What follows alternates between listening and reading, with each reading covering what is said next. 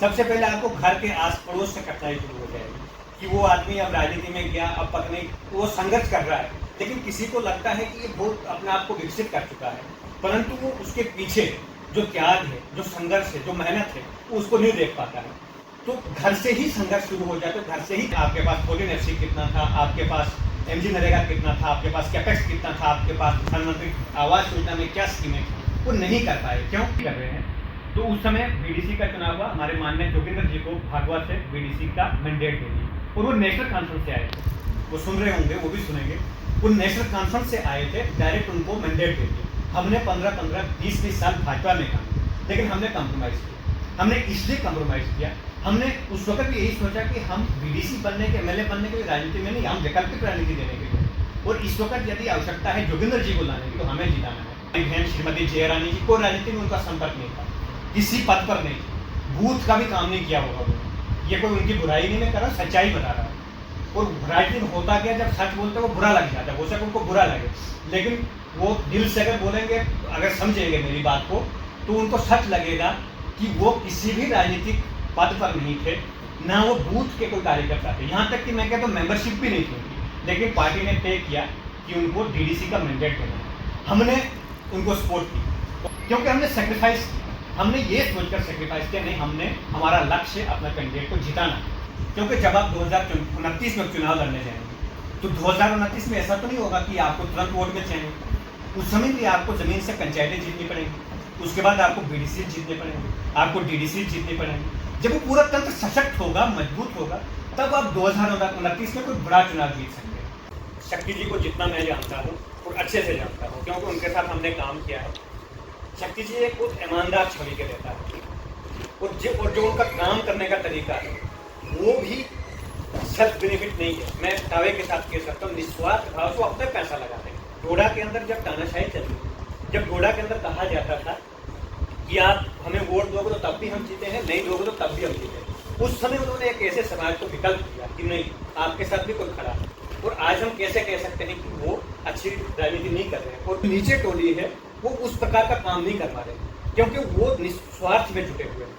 मैं आपको एक उदाहरण दूंगा। पीछे कुछ ही दिनों पहले हमारे एक पुराने कार्यकर्ता जीवनचिप जी, आपने देखी होगी वो वीडियो भी, वो देशा गए थे, वहाँ पर उन्होंने एक वीडियो बनाई, और वीडियो बनाने के बाद जब वो चली तो तुरंत दूसरे दिन जेसीबी लगकर उस रोड को साफ कर दिया गया। ये एक पुराने कार्यकर्ता की पहचान है। जीवनचिप जी भारतीय जनता पार्टी के उस समय के कार्यकर्ता है, जब भाजपा के पास कुछ नहीं था।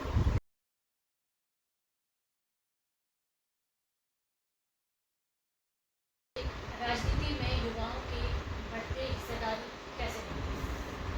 धन्यवाद अंजना जी।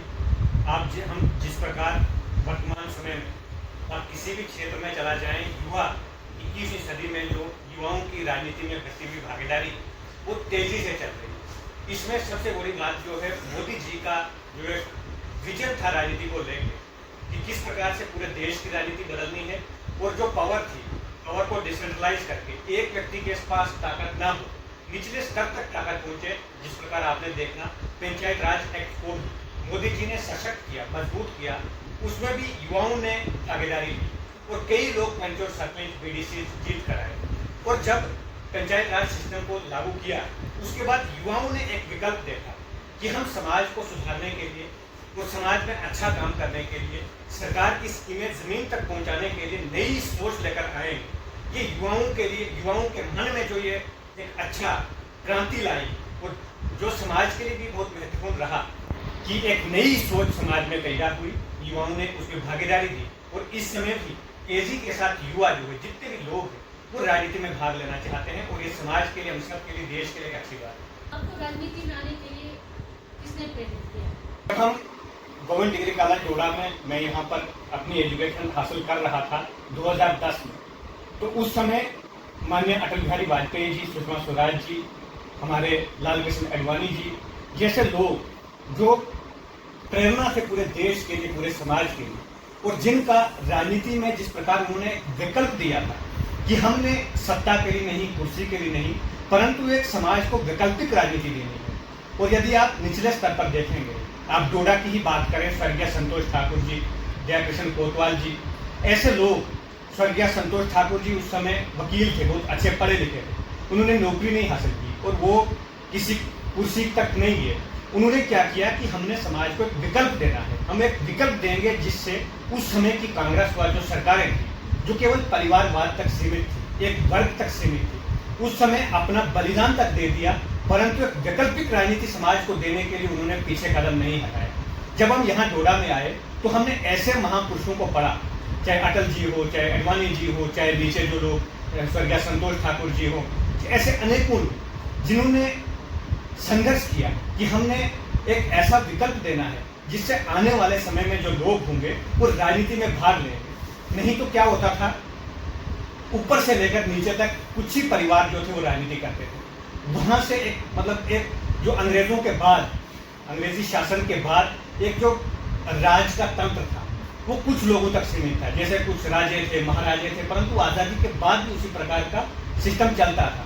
कांग्रेस सरकार ने भी उसी पश्चिमी विचारधारा की राजनीति को लाया था। उस समय श्यामा प्रसाद मुखर्जी, उन्होंने कहा था कि हमने पश्चिमी देशों के आधार पर भारत को नहीं चलाना है, हमने भारत का नवनिर्माण नहीं करना है, भारत का पुनर्निर्माण करना है। वहाँ से हमें प्रेरणा मिलती थी भारत क्या है। यदि भारत के अंदर भारत को बनाना है तो सबसे पहले राजनीति में भाग लेना पड़ेगा। वो इसलिए यदि नीतियाँ बनानी है, यदि समाज के लिए नीतियाँ बनानी है, देश के लिए बनानी है, तो वो राजनीतिक पर बैठे हुए लोग बना सकते हैं। और जहाँ पर विकल्प नहीं होंगे, विचारधारा के लोग वहाँ पर रहेंगे, तो आप नई सोच लेकर नहीं आ सकते हैं। तो उस समय उन्होंने विकल्प दिया था कि हमने भारत को पुनर्निर्माण करना है, ना कि नवनिर्माण करना है। वो भारत जो सनातन संस्कृति से जुड़ा हुआ भारत था, जो विश्वगुरु भारत था। भाजपा का एक संकल्प था कि हमने राजनीति के आधार से, राजनीति के भरोसे से भारत को विश्वगुरु के सिंहासन पर स्थापित करना है। और हम तब कर सकते हैं भारत को विश्वगुरु के सिंहासन पर जब हम भारत का पुनर्निर्माण करेंगे। नवनिर्माण जो पश्चिमी देशों के आधार पर, जैसे कांग्रेस ने शिक्षा नीति बनाई, वो पश्चिमी देशों के आधार पर कांग्रेस ने विकास की नीतियां बनाई, शहरों से गाँवों की तरफ, गाँव बिछड़ते गए, गाँव से पलायन होकर सिटी की तरफ लोग आने लगे। तो पंडित दीनदयाल उपाध्याय जी ने कहा, यदि हमने देश की नीतियां बनानी है अंत्योदय के आधार पर बनानी है, कि हमारे देश का अंतिम व्यक्ति, जो देश का सबसे गरीब व्यक्ति है, उसकी स्थिति को देखकर, उसकी आर्थिक स्थिति क्या है, उसका रहन सहन क्या है, उसके पास सरकार कैसे पहुंच पाती है, उसकी स्थिति को देखकर प्रशासन जो है वो नीतियां बनाए। और वो नीति कौन बनाता है? राजनीति के शिखर पर बैठे हुए लोग। तो जब विकल्प नहीं होंगे तो हम वहां पर इस प्रकार की नीतियां नहीं बना सकते। तब हमें लगता था कि जिस प्रकार अटल जी, अडवाणी जी या हमारे स्वर्गीय संतोष ठाकुर जी जैसे लोग, दया किशन कोतवाल जी, वो कांग्रेस में भी जा सकते थे, अच्छे उनको MLA, MLC, MP, मिनिस्टर भी बना सकते थे, लेकिन उन्होंने वो चीज़ नहीं देखी। और उन्होंने कभी सोचा भी नहीं था कि जिस पार्टी में हम काम कर रहे हैं वो एक समय दुनिया की सबसे बड़ी पार्टी बनेगी, क्योंकि वो उस सोच को लेकर राजनीति में नहीं आए थे कि हम आगे चलकर प्रधानमंत्री बनेंगे, MLA बनेंगे। वो इस सोच को लेकर आए थे, हमने विकल्प देना है, हमने एक समाज को विकल्प देना है जिसमें लोगों को अनेकों विकल्प में, राजनीतिक विकल्पों का स्थान है। तो यही सोचकर हम भी राजनीति में आए कि निचले स्तर पर हमारा भी दायित्व बनता है, हमारा भी काम करने का ये होना चाहिए। और मैं अपनी बात बताऊंगा कि मैंने आज तक एक बार भी कोई सरकारी नौकरी में अपना काम नहीं लगाया। ये जज्बा हो गया था अंदर से, जब हम कॉलेज में थे, अंदर से जज्बा हो गया था कि नहीं, हमने एक तो इंडिपेंडेंट जीवन जीना है कि किसी के अधीन नहीं रहना, दूसरा हम जो करेंगे उसमें स्वतंत्र रहे। और यदि राजनीति में विकल्प दे सको तो स्वतंत्र व्यक्ति ही दे सकता है। तो इसी भाव के साथ, इसी विचार के साथ हमने राजनीति में आए और आज तक हम इसमें अपनी तरफ से जो कुछ कर पाते हैं वो करने की कोशिश करते हैं। देखा जाए कि आप युवा पीढ़ी के मतलब बचपन से ही आप नेता बनने के आपके इतने विकल्प रहे, तो क्या लगता है आपको कि आगे जो है युवा पीढ़ी है वो पॉलिटिक्स में आनी चाहिए? देखिए, राजनीति जो है, राजनीति कोई धंधा नहीं है, राजनीति हमारा सामाजिक धर्म और मानवीय कर्तव्य है। जब तक हम राजनीति में नहीं आएंगे तो तब तक, मैंने पहले ही आपको कहा, समाज को दिशा नहीं मिल सकती है। कोई ऑफिसर, कोई ब्यूरोक्रेट समाज को दिशा नहीं दे सकते हैं। राजनीति वाले लोग जो प्रधानमंत्री, MLA, मिनिस्टर्स, वो जनप्रतिनिधि होते हैं, जनता उनको देखकर आचरण करती है। तो इसलिए यदि अच्छे लोग राजनीति में ना आए, यदि पढ़े लिखे लोग राजनीति में ना आए, युवा पीढ़ी नई सोचकर राजनीति में ना आए, तो समाज ऐसे लोगों के हाथ में चला जाएगा जो लोग तानाशाही करते हैं, जो लोग पर्सनल बेनिफिट के लिए राजनीति करते हैं, जो कुर्सी के लिए राजनीति करते हैं। सत्ता की राजनीति का प्रभाव रहेगा। इसलिए पढ़े लिखे लोगों को नई सोच लेकर राजनीति में आना चाहिए। ये वर्तमान समय की आवश्यकता है। और जिस प्रकार मोदी जी ने कहा है कि 2047 में हम भारत को विकसित भारत बनाएंगे, तो वो नई सोच लेकर ही भारत विकसित हो सकता है। राजनीति में आने के लिए आपको कितनी कठिनाइयों का सामना करना पड़ा? देखिए, राजनीति में सबसे पहली जो मैं बताना चाहूँगा, वो खुले मन से मैं कह सकता हूँ कि सबसे पहले आप जिस संगठन में काम करते हो, जिस दल में काम करते हो, सबसे पहले वहीं से कठिनाई शुरू हो जाएगी। सबसे पहले आपको घर के आस पड़ोस से कठिनाई शुरू हो जाएगी कि वो आदमी अब राजनीति में गया, अब पत्नी वो संघर्ष कर रहा है, लेकिन किसी को लगता है कि ये बहुत अपने आप को विकसित कर चुका है, परंतु वो उसके पीछे जो त्याग है, जो संघर्ष है, जो मेहनत है, वो उसको नहीं देख पाता है। तो घर से ही संघर्ष शुरू हो जाता है, घर से ही कठिनाई शुरू हो जाती है। आपके मोहल्ले वाला ही, आपके परिवार वाला ही व्यक्ति बोलेगा कि मैं कैसे इस व्यक्ति को पीछे ला सकता हूँ। जब वहां से आप आगे निकलते हो, तो जिस संगठन में आप काम करते हो, जिनके साथ आप रहते हो, वही लोग सोचने लग जाते हैं कि यदि ये आगे बढ़ गया तो मैं कहाँ जाऊँ, तो वो आपको रुकावट डाल सकते हैं। उसके बाद जब आप जिस नेता के लिए काम कर रहे हो, वो नेता भी कहीं ना कहीं आप पर नजर रखेगा कि ये कहीं वैसा काम तो नहीं कर रहा है कि कहीं ये मेरे से आगे ना निकल जाए। हालांकि उसका जो कार्यकर्ता होता है वो कभी सोच भी नहीं सकता है कि मैं अपने नेता से आगे निकल पाऊं। लेकिन राजनीति में डर एक ऐसा है, कुर्सी की एक मतलब कुर्सी के साथ तो जुड़ा इतना व्यक्ति है कि उसको पल पल में डर लग जाता है कि कहीं ये व्यक्ति मेरे से आगे ना निकल जाए, इसलिए वहां से भी कठिनाई शुरू हो जाती है। क्या आपके हिसाब से युवाओं को राजनीति से जुड़ना चाहिए? मैंने पहले ही कहा आपको कि युवाओं को राजनीति से जुड़ना चाहिए, लेकिन इन चीजों को मद्देनजर रखते हुए मैं अपने इस लोकल एरिया की ही बात करूं। जब पंचायती चुनाव हुए तो हमने बहुत मेहनत करके पंचायतों में जीत हासिल की, वहाँ पर कुछ अच्छे काम भी किए, लेकिन बहुत सारे लोगों ने ऐसी अफवाहें भी चलाई कि नहीं जी वहाँ पर करप्शन हुई है, बहुत सारी चीज़ें चली हैं। आपके जहन में नहीं होगा, लेकिन जो लोग सुन रहे हैं उनको अवश्य इस बात का ध्यान होगा कि किस प्रकार का पीछे जो पंचायत राज सिस्टम था, कितना सशक्त था, कितनी उनके पास फंड्स थी, और लोगों को जो आम लोग थे वो उस बात पे जागरूक ही नहीं हो पाए। आपके पास 14FC कितना था, आपके पास MG नरेगा कितना था, आपके पास कैपेक्स कितना था, आपके पास प्रधानमंत्री आवास योजना में क्या स्कीमें थी, वो नहीं कर पाए। क्यों? क्योंकि अच्छे लोग राजनीति में नहीं थे, और जो कर रहे थे वो जो लोग करना नहीं चाहते थे वो उनकी टांग खींचने शुरू हो गए। तो इस प्रकार का एक माहौल रहा। उसके बाद आगे चलकर BDC के चुनाव हुए, DDC के चुनाव हुए, और हमने जब BDC के चुनाव हुए तो मैं बताऊं कि हमारे सुरजीत जी उस वक्त हमारे मंडल अध्यक्ष थे। हमने त्याग किया, हमने चीज़ों को छोड़ा। इस समय क्या है? इस समय है कि अगर BDC का मैंडेट मिलना है, BDC का मैंडेट मुझे मिलना चाहिए। यदि मुझे नहीं मिलता है तो मैं विद्रोह कर देता हूँ, या मैं दूसरी पार्टी में चला जाता हूँ, या मैं वोट नहीं देता। इस प्रकार की इस वक्त है। और एक इस वक्त ग्रुपिज्म है कि मेरे पास अच्छे लोग हैं, मेरे पास ग्रुप है, तो मैं उस पर दबाव बनाकर अपने लिए मैंडेट हासिल करूँगा। लेकिन जब हम राजनीति में थे, जब हम भाजपा में काम कर रहे थे, अब भी कर रहे हैं, तो उस समय BDC का चुनाव हुआ। हमारे माननीय जोगिंदर जी को भागवत से BDC का मैंडेट दे दिया, और वो नेशनल कॉन्फ्रेंस से आए थे। वो सुन रहे होंगे, वो भी सुनेंगे। वो नेशनल कॉन्फ्रेंस से आए थे, डायरेक्ट उनको मैंडेट दे दिया। हमने 15-20 साल भाजपा में काम किया, लेकिन हमने कॉम्प्रोमाइज़ किया। हमने इसलिए कॉम्प्रोमाइज़ किया, हमने उस वक्त भी यही सोचा कि हम BDC बनने के, MLA बनने के राजनीति में नहीं, हम वैकल्पिक राजनीति देने के लिए। और इस वक्त यदि आवश्यकता है जोगिंदर जी को लाने की, तो हमें जिताना है, और हमने तन मन धन से उनको जिताया। उसके बाद DDC के चुनाव है। हमारी बहन श्रीमती जया रानी जी को राजनीति में उनका संपर्क नहीं था, किसी पद पर नहीं थी, बूथ का भी काम नहीं किया होगा उन्होंने। ये कोई उनकी बुराई नहीं मैं कर रहा हूँ, सच्चाई बता रहा है। और राजनीति में होता क्या, जब सच बोलते वो बुरा लग जाता है, हो सके उनको बुरा लगे, लेकिन वो दिल से अगर बोलेंगे, अगर समझेंगे मेरी बात को, तो उनको सच लगेगा कि वो किसी भी राजनीतिक पद पर नहीं थे, ना वो बूथ के कोई कार्यकर्ता थे। यहाँ तक कि मैं कहता हूँ मेंबरशिप भी नहीं थी उनकी, लेकिन पार्टी ने तय किया कि उनको DDC का मैंडेट देना है। हमने उनको सपोर्ट की। और मैं आपको बता दूं, हमारी बहन एक मालावती देसा से उनका मैंडेट फाइनल हो चुका था। हमने पार्टी से कहा कि इस बार देसा को मैंडेट देना है, हमने उनको मैंडेट दे दिया, फाइनल हो गया मैंडेट। पार्टी ने कह दिया बैनर बनाओ, तैयारी करो। हुआ क्या कि देसा के अंदर बहुत से लोगों ने फॉर्म भरना शुरू कर दिया।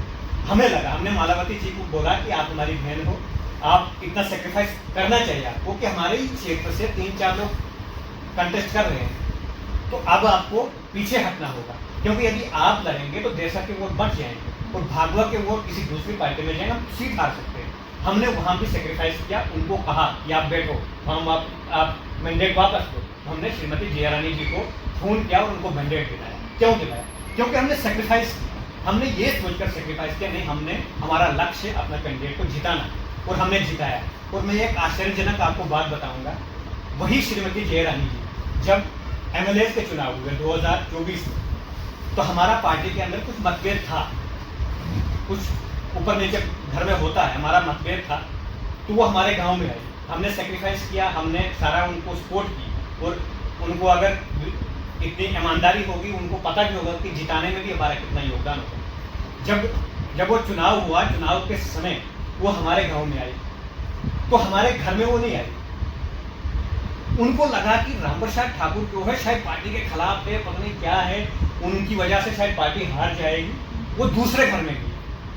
तो मैं कहता हूँ कि राजनीति इतनी सेल्फिश हो गई है कि आपके साथ कौन है और कब आपको किसने सपोर्ट किया वो सब भूल जाता है। वर्तमान समय की क्या स्थिति है वो देखने शुरू हो जाते हैं। परंतु हम यदि अपनी बात करेंगे, हमने उस समय भी अपना कदम पीछे हटाया, ठीक है आप जो करते हैं आप करिए, लेकिन यदि इसी प्रकार से राजनीति चलती रहे तो हमने जिस पार्टी को बनाया है, जिस पार्टी में हमने समय लगाया है, जिस पार्टी को हमने पैसे देकर बनाया, मेहनत की है और पैसे लगाए हैं और समय लगाया है, यदि हम उसी पार्टी के अंदर ये चीज़ें जब देखते हैं तो बहुत दुख भी होता है और ऐसा लगता है कि कहीं ना कहीं ये चीज़ें आने वाले समय में हमें नुकसान पहुंचा सकती है। क्योंकि जब आप 2029 में चुनाव लड़ने जाएंगे तो 2029 में ऐसा तो नहीं होगा कि आपको तुरंत वोट मिल जाएंगे, उस समय भी आपको ज़मीन से पंचायतें जीतनी पड़ेंगी, उसके बाद आपको बीडीसी जीतने पड़ेंगे, आपको डीडीसी जीतने पड़ेंगे। जब वो पूरा तंत्र सशक्त होगा, मजबूत होगा, तब आप 2029 में कोई बड़ा चुनाव जीत सकते हैं।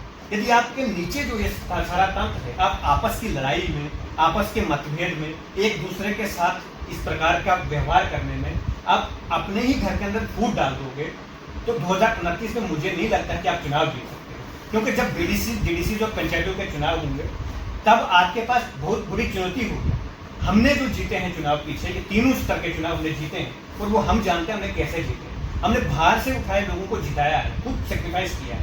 और यदि आज जो इस हमारी स्थान पर जो लोग हैं वो आपस में लड़ते रहेंगे और अपने ही लोगों के साथ एक किस्म का वो कंपटीशन करते रहेंगे, तो क्या आपको लगता है कि 2029 में चुनाव जीत सकते हैं? ये आज के नेताओं को, कार्यकर्ताओं को सबको समझने की जरूरत है। आपको क्या लगता है कि पॉलिटिक्स में ट्रांसपेरेंसी होती है? देखिए, पॉलिटिक्स में यदि ट्रांसपेरेंसी होती तो अटल जी को वैकल्पिक राजनीति देने की जरूरत नहीं होती। ट्रांसपेरेंसी है क्योंकि राजनीति एक ऐसा तंत्र है, एक ऐसा स्थान है जहाँ पर आपको हमेशा बुरी नज़र से ही देखा जाएगा।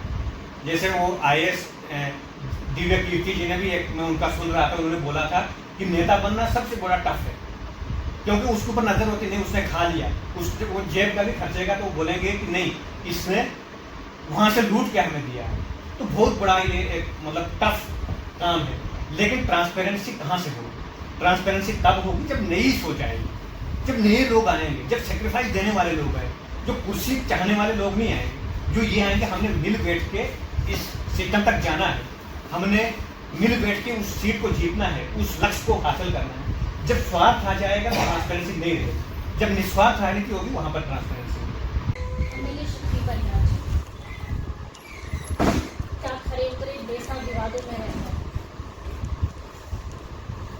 देखिए, शक्ति जी को जितना मैं जानता हूँ और अच्छे से जानता हूँ, क्योंकि उनके साथ हमने काम किया है।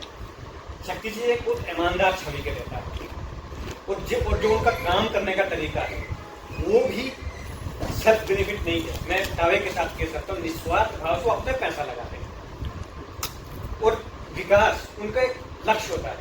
परंतु एक कमी है, वो कमी ये है कि जिस प्रकार का नीचे तंत्र है, अब एक नेता से तो हो नहीं पाएगा।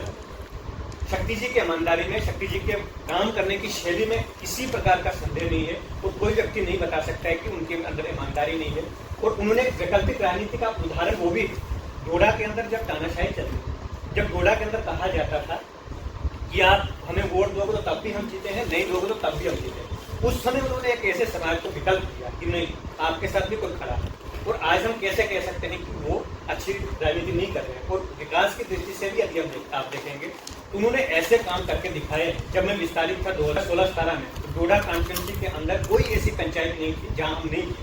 उन्होंने अपने उससे CDF तक हम लोगों ने सुना नहीं था, लेकिन उन्होंने अपने सीडीएफ से ट्रांसफार्म, रोड, पुल और मंदिरों में पैसे लगाने, धार्मिक स्थानों को का विकास करना, इस प्रकार के बहुत से काम किए हैं। लेकिन इस समय जो नीचे उनकी टोली है, चाहे उनको बुरा लगे या अच्छा लगे, जो नीचे टोली है वो उस प्रकार का काम नहीं कर पा रहे, क्योंकि वो निस्वार्थ में जुटे हुए हैं। मैं आपको एक उदाहरण दूंगा। पीछे कुछ ही दिनों पहले हमारे एक पुराने कार्यकर्ता जीवनचिप जी, आपने देखी होगी वो वीडियो भी, वो देसा गए थे। गाँव चलो अभियान एक था कार्यक्रम भारतीय जनता पार्टी का, उसमें वो देसा गए थे।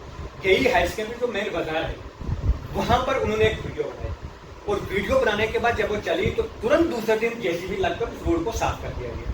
ये एक पुराने कार्यकर्ता की पहचान है। जीवनचिप जी भारतीय जनता पार्टी के उस समय के कार्यकर्ता है जब भाजपा के पास कुछ नहीं था, इसलिए उनको वो दिखा। क्या उससे पहले भाजपा की मंडल टीम नहीं है? क्या वहां पर कोई कार्यकर्ता नहीं है? क्या पार्टी के पदों पर, डिस्ट्रिक्ट हो, स्टेट हो, क्या किसी पद पर देशा के लोग नहीं है? लेकिन देशा के भाजपा के कार्यकर्ताओं को नहीं लगा कि हमारे सामने रोड खराब है, लेकिन कास्टिगर से आकर जीवनचिप जी ने वो तुरंत देख लिया, क्योंकि उनको वो पता था वो भाजपा के पुराने कार्यकर्ता हैं। ये मैंने इसलिए कहा कि पुराने कार्यकर्ताओं में आज के कार्यकर्ताओं में अंतर कितना है। अब शक्ति जी को इस चीजों पर तो देखना पड़ेगा। अब वो कहेंगे कि 2024 का मैंने चुनाव जीत लिया, शायद 2029 में ये लोग मुझे जिता देंगे, लेकिन बहुत टफ होगा मुकाबला। कैसा, स्थिति कैसी होगी, क्या समीकरण होगा, किस प्रकार की आगे कठिनाइयां आएंगी, उनको देखकर आज से ही सतर्क होना पड़ेगा। हमें छोड़िए, हमें हमारी कोई वो नहीं है कि हम कहेंगे कि हम जब तक नहीं है तो तब तक कुछ नहीं होगा, लेकिन सोच करनी पड़ेगी कि नीचे कैसे काम होगा। जब तक नीचे आप सुधार नहीं करोगे तो तब तक आप कोई लक्ष्य हासिल नहीं कर सकते। अब जितने अच्छे नेता हैं, आपको कौन देख रहा है? क्या गांव का आम व्यक्ति जो है वो शक्ति जी पर पहुंच सकता है? नहीं पहुंचा। इसलिए पार्टी के पदाधिकारी होते हैं। मैं आपको बता दूं, पीछे वीडीजी का इशू बना। वीडीजी के टाइम में 25-30 हजार लोगों ने बताया कि हमने पैसे दिए, तब वो कार्यकर्ता कहाँ थे? गन्स, उन लोगों के पास गन्स गई जो लोग दफ्तरों में बैठे हुए थे। और मैं आपको बताऊंगा जो पे वाली गन थी, इस पर अगर कहीं अलग से एक पॉडकास्ट करेंगे, इस पर बहुत बड़ी बात हो सकती है। बहुत बड़ा स्कैम है। जिन लोगों ने 90 के दशक में आतंकवाद के विरुद्ध लड़ा है, उनकी गन दफ्तरों में बैठे हुए लोगों के पास है। तो ये काम किसके हैं? मैं आपको बता दूंगा। एक व्यक्ति ने मुझे कहा कि मैंने डेथ सर्टिफिकेट के लिए 50,000 रुपये दिए, और भाजपा के लोगों ने दिए, कार्यकर्ताओं ने दिए। अब ये चीजें कुछ हम ज्यादा स्तर पर बताने शुरू हो जाएंगे। बहुत सारी चीजें हैं, इन पे हमें बैठकर एक बात करने की आवश्यकता, हमें नहीं, उनको जो राजनीति में है, जिन समाज को जिनसे अपेक्षा है, शक्ति जी पे हमें भी अपेक्षा है कि वो बुरे ना हो, वो खराब ना हो, कोई उनको खराब ना करे, वो सही रहे, समाज भरे। यदि सनातन संस्कृति को बढ़ाना है तो जब तक हमारा नेता नहीं रहेगा नहीं हो सकता है। यदि हमने मंदिरों का विकास करना है, अपने व्यक्ति बगैर नहीं हो सकता है। यदि हमने अपने गाँव का विकास करना है, जब तक हमारा अपना व्यक्ति नहीं हो सकता है। लेकिन उनको बचाना, उनकी त्रुटियों को बताना, और नीचे लोग कौन है उनको सुधारना उनका काम। इससे पहले विकास जैसा मैं देखने को मिला, जब से शक्ति राज पर आ रहे हैं तो सुर्खियों में आता है कि आज ये इस रोड का सेक्शन हुआ, इस रोड का सेक्शन हुआ। तो क्या लगता है कि पहले जो कांग्रेस थी वो खरी उतरी? देखिए, देशा के साथ हमेशा वोट बैंक की राजनीति का ही जुल्म हुआ है। पहले हम रामबन के साथ थे तो डोडा के साथ। पहले क्या होता था, हमारे विधायक वहाँ तो बोर्ड मीटिंग डोडा होती थी तो यहाँ मजीदवानी साहब, दूसरे साहब ले लेते थे। अब हम यहाँ आए तो देशा को कांग्रेस, नेशनल कॉन्फ्रेंस, सभी पार्टियों ने इग्नोर किया। जब 2019 में धारा 370 हटी तो जम्मू कश्मीर के अंदर सीटें बढ़ाने की बात आई और एक नए तरीके से सीटों को बनाने की बात आई, तो शक्ति जी से हमने निवेदन की कि देशा को डोडा के साथ लाया जाए। और हमें एक ऐसा विश्वास था, उस समय एक जलसे में मैंने कहा भी था कि शक्ति जी के आने के बाद देशा का नया अध्याय शुरू होगा। ये हमारा क्या था, अंदर से विश्वास था कि देशा का विकास शक्ति जी ही कर सकते हैं। लेकिन आप कहेंगे रोडों पे विकास होगा, ऐसा नहीं है। पीएमजीएसवाई के अंदर रोड बननी है, 250 पॉपुलेशन जहां पर है वहां रोड पहुंचनी ही पहुंची, आप कुछ नहीं करोगे। अब देशा के अंदर कब पहुंचती रोड? जब सब जगहों पे हो गई तो तब पहुंचेगी। बिजली आज भी देशा के अंदर है। पीछे शक्ति जी कह रहे थे कि देशा के अंदर रोड नहीं है, मेरे जाने के बाद होगी। लेकिन मैं अपनी केईसी पंचायत की चैलेंज करके कहता हूँ, अपने पंचायत के दौर में ही हमने पूरी पंचायत को इलेक्ट्रीफाइड कर दिया, और उसके अलावा देशा के और जो एरिया हैं वहां पर अभी बिजली नहीं है। अब कब पहुंचेगी? जब हर जगह पहुंचनी ही पहुंचनी है। रोडें जब हर जगह बन जाएंगी, पहुंचनी ही पहुंचनी है। आपको 250 किलोमीटर 250 पॉपुलेशन पे रोड पहुंचानी है। हमारी 2-2 हज़ार 3-3 हज़ार पॉपुलेशन पे रोड नहीं है। क्या बनेगी नहीं वहाँ पर? वहाँ तो बननी ही बननी है, लेकिन काम करने की आवश्यकता क्या? काम करने की आवश्यकता है। आज कैपेक्स का प्लान बना, कैपेक्स के प्लान में किस प्रकार की धांधली हो रही है। केवल 4-5 चिमचे एक पंचायत में बैठते हैं, कैपेक्स पूरा हवन कर देते हैं। आप जो मीडिया के लोग हैं, आपको भी जो पंचायत राज के अंदर पैसा है उसके ऊपर जागरूकता स्टडी करने की आवश्यकता है। आपको उसमें पूरी तरीके से कैपेक्स कितना है, नरेगा कितना है, वो पैसा ग्राम सभा का पैसा आप यदि अपने नाम पे लगाते हैं तो ये आपकी नालायकी भी है और लोगों की जागरूकता में भी कमी है। तो ये आप मीडिया के लोगों का भी काम है। दूसरी चीज, क्या लोगों को राहत मिल रही है? कल भी आपने एक वीडियो दे दी, पालक पर उठाकर एक महिला को डोडा लाया जाता है। आज 21वीं सदी में भारत हम विकसित बना रहे हैं, लेकिन हमारे लोगों को इंजेक्शन नहीं मिल रहा है। एक हमारी पंचायत में ही एक महिला गिरकर परसों मर गई। उनको वो गिरी तो जब तक डोडा पहुंचा तब तक उनकी डेथ हो गई। अगर रोड होती, अगर वहाँ पर हॉस्पिटल होता, अगर वहाँ पर मेडिकल फैसिलिटीज होती, वो बच जाती। क्या रोड के अलावा, पीएम कहते हैं कि रोड के अलावा कोई आपके पास काम नहीं है? क्या गाँव के अंदर डिस्पेंसरी है? क्या शिक्षा के स्तर में मैं पीछे आप सुनील शर्मा जी की एक स्पीच, उन्होंने एक स्कूल में प्रोग्राम किया, वहाँ पर उन्होंने goodwill school, army goodwill school, केंद्रीय विद्यालय 2 पाडर और नारसिनी, उसके बाद आपका भला करे स्कूलों में स्टाफ और स्कूलों में किस प्रकार का वो दिखा रहे थे। यदि शिक्षा के स्तर पर कितना वो ऊंचे स्तर का काम कर रहे हैं, क्या हमारे देश के अंदर शिक्षा के स्तर पर काम हो रहा है? यह मैं नहीं कह रहा हूँ, हमारे विधायक जी को अपने आप से देखना। अगर उनको लग रहा है कि अच्छा हो रहा है तो वेल एंड गुड। अगर मेडिकल फैसिलिटीज की बात कर रहे हैं, अगर शक्ति जी को लग रहा है कि देशा के अंदर बहुत बेहतर काम हो रहा है तो वेल एंड गुड, हम मुबारक देना चाहेंगे। अगर आपको मूलभूत सुविधाएं जो बिजली पानी की है, क्या वो ठीक हो रही है तो हम वेल एंड गुड करते हैं। क्या सरकार की स्कीमें जो ग्राम सभाओं ने देनी है, क्या शक्ति जी अपने एडमिनिस्ट्रेशन को बोलते हैं कि आपने ग्राम सभा कैसे करवानी है? अगर उनको लग रहा है वो चीज़ें सारी ट्रांसपेरेंट है तो वेल एंड गुड, बहुत अच्छा कर रहे हैं। अगर नहीं लग रहा है तो वो अपने आप से उनको पूछना है। तीसरी चीज, जब हम काम कर रहे थे, हमारे विजय मोहन ठाकुर जी जिला अध्यक्ष थे, आपने विशेष देशा की बात की। 2 बार एडमिनिस्ट्रेशन देशा में दी, एक बार ब्लॉक दिवस और एक बार विकसित भारत का कार्यक्रम हमने किया। एक भाटा में किया, एक बलान में किया, जिसमें एसीडी साहब और पूरी एडमिनिस्ट्रेशन वहाँ पर की। दूसरा कार्यक्रम हमने ब्लॉक दिवस का यही हेडक्वार्टर पर किया, वहाँ पर डीसी साहब खुद हरविंदर जी वहाँ पर गए और बहुत सारे मसले हल हुए। अब 2 साल लगभग होने को हैं 2024 के बाद, और 1-1.5 साल उससे पहले लगभग 3-4 साल हो गए हैं, कोई एडमिनिस्ट्रेशन का व्यक्ति वहाँ पर नहीं जाता है। देशा के लोगों का पटवारी फोन नहीं उठाता है, देशा के लोगों का तहसीलदार फोन नहीं उठाता है, देशा के लोगों का वीडियो फोन नहीं उठाता है। कि ये चीजें जो है शक्ति जी ने देखनी है, जो छोटी चीजें जो शक्ति जी के लोग जो रखे हुए नीचे उन्होंने देखनी है, और लोगों को मिसयूज करके, लोगों को गुमराह करके कि हम रोड जिस प्रकार बनेंगे तो तब जाकर हम यानी हमारा विकास हो गया। जो छोटी चीजें हैं, जो मूलभूत चीजें हैं, उन पे क्या लोगों को राहत मिल रही है? अगर शक्ति जी को, उनके लोगों को लग रहा है कि अच्छा है तो ठीक है, नहीं तो लोकतंत्र का सिद्धांत है, तुम हमें परिणाम दो अथवा बाहर हो जाओ। तो बुजुर्ग उनको पैदल चल के कितना सफर करना पड़ता है, पालकियों में उठा के बीमार लोगों को लाना पड़ता है, वो भी डोनेशन बहुत मुश्किल हो रहा है लोगों को चलने में। सोचा उठा के तो लोग पहाड़ी चलते हैं, फिर वहाँ से घर पहुँचना बहुत संघर्ष है। तब से संघर्ष किया हमारे लोगों ने, बहुत बड़ी मेहनत की लोगों ने। कब डेवलपमेंट होगी? देखो अब हम उसी बात पर रोना है कि कम से कम देशा के अंदर भी, देशा के भी कोई नजर मारो। जमीनी स्तर पे काम नहीं करेंगे। देखिए, इस पे मैं क्लियर करना चाहूँगा कि जब सुरजीत जी और हम जब संगठन का काम करते थे, हमारा लक्ष्य था आपको सीट जितवा करते थे। हमारे काम दिया गया था कि आपने इस कैंडिडेट को जिताना है, आपका देशा का विकास होगा। जब हमने पहले बीडीसी के चुनाव करे तो जोगिंदर जी को बनाया और हमें बताया गया कि सबसे पहली प्राथमिकता जो इग्नोर एरिया है देशा, वहाँ पर दी जाए। अब हमारा काम था जोगिंदर जी को जिताना, काम करना उनका काम था। और मैं आपकी जानकारी के मुताबिक बता दूं कि मेरी नज़र में जोगिंदर जी ने अपने पूरे कार्यकाल में एक भी पैसा देशा के अंदर नहीं लगाया। एक पैसा भी मैं चैलेंज करके कहता हूं, अगर कहीं लगाया होगा, किसी पर्सनल व्यक्ति को दिया होगा, लेकिन देशा के 100% लोग जो हैं वो आपको ये बताएंगे कि बीडीसी का पैसा एक भी पैसा नहीं लगा। उसके बाद हमें बताया गया कि डीडीसी के चुनाव होंगे, तो डीडीसी में तब हमारे शक्ति जी भी चुनाव लड़ रहे थे और श्रीमती जयरानी जी भी लड़ रहे थे। हमारा लक्ष्य था कि हम श्री शक्ति जी को डीडीसी का चेयरमैन बना देंगे और हमारा देश का विकास होगा। जयरानी जी को डीडीसी कौंसल बना देंगे।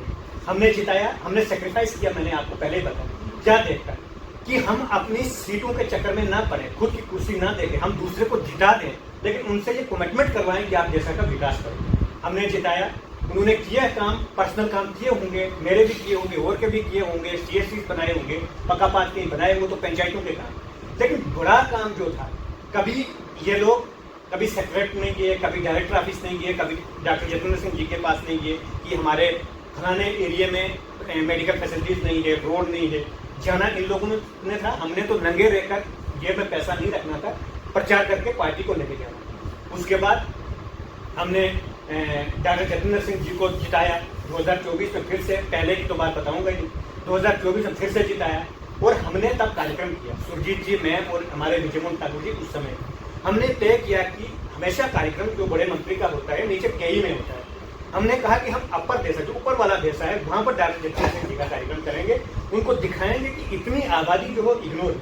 और हमने ऐसी परिस्थिति में वहाँ पर कार्यक्रम किया उनका, बड़ा मुश्किल 15 दिन हम वहाँ बैठे रहे, सोफे फैसिलिटीज उनके लिए, जिस प्रकार के टेंट, दरिया बिछाने के लिए हमने दरिया बिछाई पार्टी में। हमने कोई कुर्सी नहीं हासिल की, कुर्सी लगाई है और कुर्सी पर बिठाया दूसरे, उनको लाया कि वो किस प्रकार से देशा की कंडीशन देखेंगे और जल्दी से जल्दी वो चीज़ें जो है, चाहे हेल्थ की हो, चाहे एजुकेशन को, सड़क की, वो करेंगे। तो नहीं हुआ। उसके बाद श्री शक्ति जी आए, तो अभी उनका समय चल रहा है। मैंने आपको पहले ही बताया कि वो किस प्रकार का काम करना चाहिए, उनको क्या हो रहा है। तो ये जो आप पूछ रहे हो कि आपने करना था, हमने जो करना था कुर्सी पर बिठाना था, और हमने टाट बिछाने थे, और हमने माइक लगाने थे, हमने कुर्सियां लगाने थे, हमने पब्लिक गैदरिंग करनी थी, वो करके दी। नेताओं को बोला भाषण दो, और जो आप बोल रहे हो बाद में करो, तो उसका रिजल्ट वो मैंने पहले कहता है, लोकतंत्र का सिद्धांत है, परिणाम दो अथवा रिजल्ट। तो ये थे भारतीय जनता पार्टी के 2 युवा नेता जिनसे हमारी आज बातचीत हुई। आपकी क्या राय है कमेंट बॉक्स में ज़रूर बताइए। नमस्कार।